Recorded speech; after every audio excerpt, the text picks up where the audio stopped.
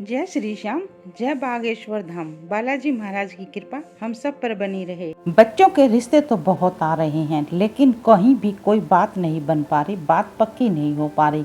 आ रहे हैं और देख कर चले जा रहे हैं। फिर माँ बाप ने सोचा कि चलो कोई उपाय कर लेते हैं। उन्होंने उपाय भी किए, लेकिन कोई उपाय काम नहीं आया। उपाय करके थक चुके हैं, मन उदास हो चुका है और माँ बाप की चिंताएं बढ़ती जा रही हैं। दोस्तों, जब बच्चे सभी तरह से होनहार होते हैं और बच्चों का रिश्ता कहीं भी तय नहीं हो पाता, तो माँ बाप की चिंताएं बढ़ना स्वाभाविक है। बच्चों की उम्र बढ़ने के साथ साथ ये परेशानियां भी बढ़ जाती हैं, क्योंकि जब बच्चों की उम्र 30 क्रॉस कर जाती है, 30 पार कर जाती है, तो धीरे धीरे रिश्ते आने बंद हो जाते हैं। तो ऐसे में आज मैं आपको निर्जला एकादशी के दिन करने वाला एक बहुत ही सरल और अचूक उपाय बताऊंगी। सभी उपाय करके थक चुके हैं, तो ये उपाय आपने अवश्य ही करना है। इस एक उपाय से आप देखना, आपके बच्चे का रिश्ता भी पक्का होगा और विवाह भी 3 महीने के अंदर ही अंदर हो जाएगा। दोस्तों, मैं ज्योतिषाचार्य सुमन कौशिक और मैं जो उपाय बताती हूँ वो सभी उपाय शास्त्र सम्मत उपाय होते हैं और मेरे क्लाइंट के द्वारा सबसे पहले इन उपायों को करवाती हूँ, उसके बाद इन उपायों को मैं आपके सामने लाती हूँ। तो दोस्तों, ज्येष्ठ माह के शुक्ल पक्ष की एकादशी तिथि को निर्जला एकादशी कहते हैं और निर्जला एकादशी साल की सभी 24 एकादशी तिथियों में सबसे उत्तम एकादशी तिथि को माना गया है। निर्जला एकादशी का यदि आप साल में एक व्रत कर लेते हैं, आप सभी एकादशी तिथियों का व्रत नहीं कर पाते, आपके साथ जो भी इश्यूज हों, आप सभी एकादशी तिथियों का व्रत नहीं कर पाते, चाहे आपके पास साथ हेल्थ इश्यूज हों या आपको कहीं काम से बाहर चक्कर लगाना पड़ता है और आप सभी एकादशी तिथियों का किसी कारणवश व्रत नहीं कर पाते, तो साल में सिर्फ एकमात्र निर्जला एकादशी तिथि का व्रत करने से आपको साल की सभी एकादशी तिथियों का पुण्य फल की प्राप्ति होती है। दोस्तों, इस दिन निर्जल व्रत किया जाता है, जल नहीं पिया जाता और यदि कोई जल के बगैर नहीं रह सकते तो 1 गिलास जल को 1-1 चम्मच करके आप पी सकते हैं। तो इस प्रकार भी इस व्रत को किया जा सकता है। और यदि आप बिल्कुल ही ऐसा नहीं कर पाते कि आप किसी हेल्थ इश्यूज से परेशान हैं, तो आप इस दिन भगवान के आगे हाथ जोड़कर फलाहार भी ले सकते हैं। तो दोस्तों, निर्जला एकादशी का व्रत बहुत ही पुण्य फलदायी होता है। हजारों अश्वमेध के यज्ञ के बराबर जो पुण्य फल की प्राप्ति होती है, वो पुण्य फल की प्राप्ति आपको निर्जला एकादशी का एकमात्र व्रत करने से और इस दिन दान पुण्य करने से वो फल की प्राप्ति आपको होती है। तो इस दिन किए गए उपाय बहुत ही तत्काल प्रभाव से अपना शीघ्र असर दिखाते हैं। तो निर्जला एकादशी तिथि के दिन आपने भगवान विष्णु और माता लक्ष्मी के आगे प्रार्थना करनी है, अपने बच्चे के शीघ्र विवाह के लिए और व्रत का संकल्प लेना है।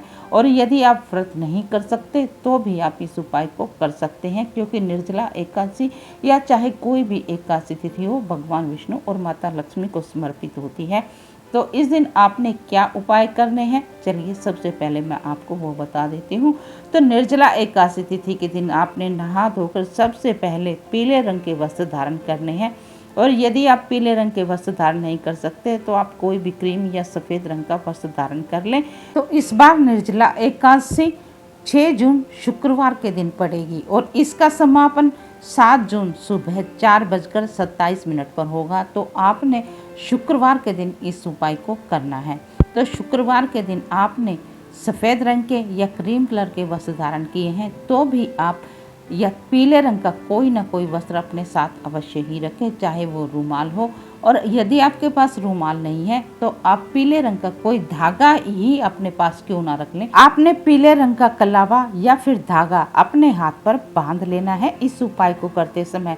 यदि लेडीज इस उपाय को कर रही हैं तो अपने बाएं हाथ पर इस धागे को बांध लें। जेंट्स यदि इस उपाय को कर रहे हैं तो अपने दाएं हाथ पर इस धागे को बांध लें। उसके बाद आपने क्या करना है, 3 दीपक लेने हैं, मिट्टी के 3 दीपक लेने हैं और उन तीनों दीपक में आपने गाय का शुद्ध घी डाल देना है। और यदि गाय का शुद्ध घी नहीं है तो आप कोई भी शुद्ध घी इन तीनों दीपक में डाल दें। उसके बाद आपने क्या करना है, पीले रंग का कलावा लेना है।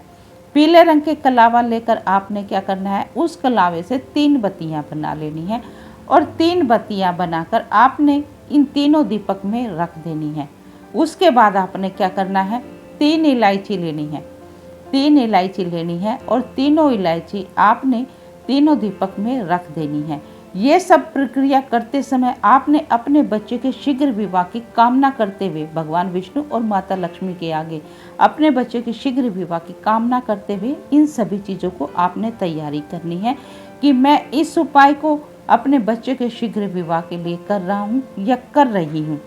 मेरे बच्चे के विवाह में जो भी अड़चने आ रही हैं, मेरे बच्चे की कुंडली में विवाह संबंधित जो भी दोष हैं, उन दोषों का निवारण हो और मेरे बच्चे के शीघ्र विवाह होने के योग बने।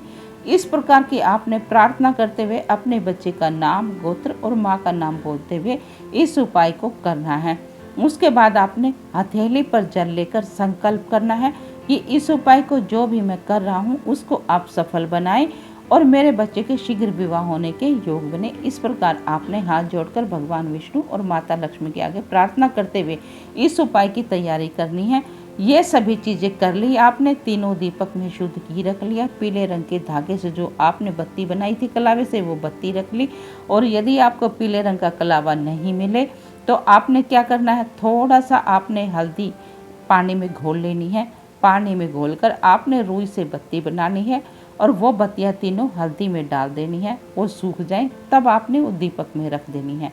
उसके बाद आपने तीनों दीपक में इलायची रख लेनी है और ये सभी चीज़ें लेकर आपने क्या करना है, मंदिर के आगे बैठ जाना है। आपके घर के मंदिर के आगे आप बैठ जाएं और आपने क्या करना है, एक पीले रंग का लड्डू भी लेना है, चाहे आप बेसन का ले लें चाहे बूंदी का ले लें, और एक आपने मावा की बर्फी लेनी है। आपने दूध वाली बर्फी लेनी है। अब आपने विधि विधान से भगवान विष्णु और माता लक्ष्मी की पूजन करना है। पूजन करते समय आपने चंदन का तिलक करना है, पीले चंदन का तिलक करना है, पीले रंग का फूल अर्पित कर देना है और एक दीपक आपने प्रज्वलित कर लेना है। तीनों दीपक में से एक दीपक आपने प्रज्वलित कर लेना है और भगवान विष्णु और माता लक्ष्मी के धूप दीप से पूरे विधि विधान से पूजा अर्चना करनी है और अपने बच्चे के शीघ्र विवाह की प्रार्थना करनी है।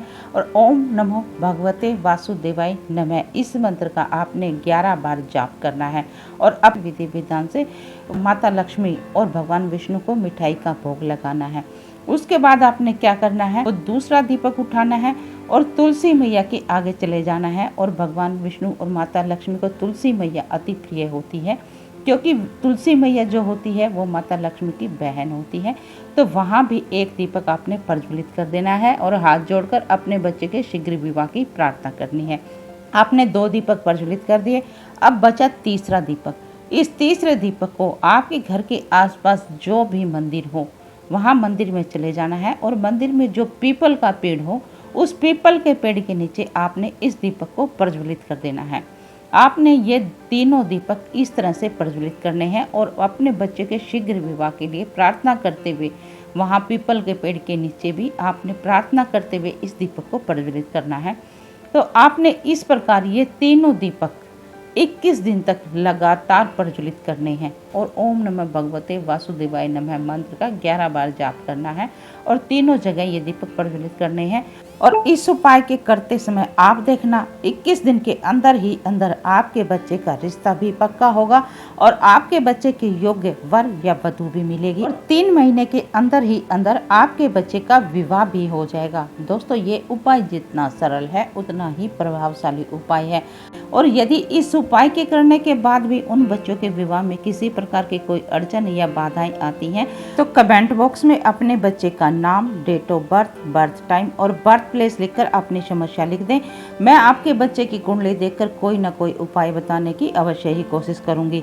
और यदि आप अपने बच्चे की संपूर्ण कुंडली का विश्लेषण करवाना चाहते हैं तो मेरे हर एक वीडियो में मेरा व्हाट्सएप नंबर दिया हुआ होता है, आप वहां पर मुझसे संपर्क कर सकते हैं। दोस्तों, यदि आपको ये जानकारी अच्छी लगी हो, ये उपाय अच्छा लगा हो तो वीडियो को लाइक और चैनल को सब्सक्राइब अवश्य ही कर दें। आपका किया गया एक सब्सक्राइब हमारे हौसले को बढ़ाता है, हमारी बहुत मदद करता है और इसके साथ ही इस जानकारी को किसी ज़रूरतमंद के साथ भी अवश्य ही शेयर करें। आपका किया गया एक शेयर किसी के चेहरे की मुस्कान बन सकता है, उसके जीवन में खुशियाँ ला सकता है। तो चलिए मिलते हैं अगले वीडियो में एक नई जानकारी के साथ।